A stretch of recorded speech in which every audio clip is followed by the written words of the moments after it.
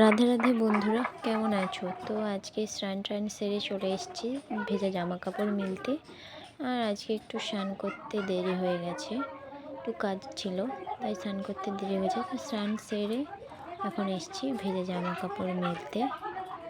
তো ভেজা জামা কাপড় মিলে যাব নিচে।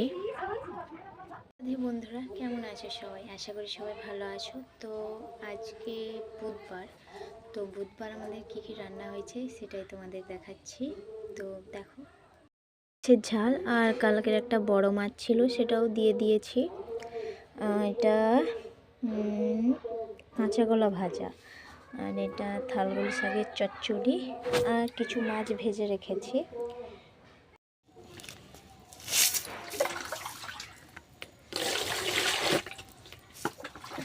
তো রান্না বান্না সেরে এখন হচ্ছে কিছু জামা কাপড় আছে যেগুলো সাবান গুঁড়ি জল করে জাঁকাবো।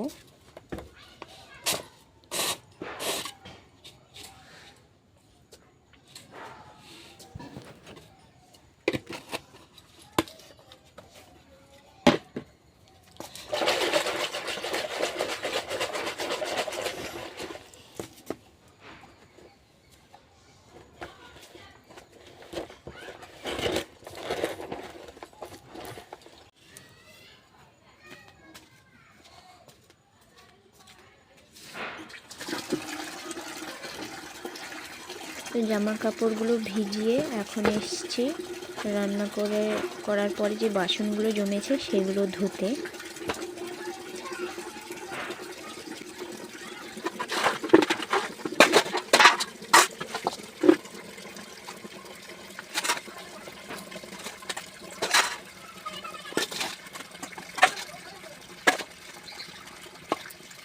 আমি এঁটো বাসন বেশিক্ষণ রাখি না, অল্প অল্প বাসন জমলেই আমি ধুয়ে রেখে দেওয়ার চেষ্টা করি।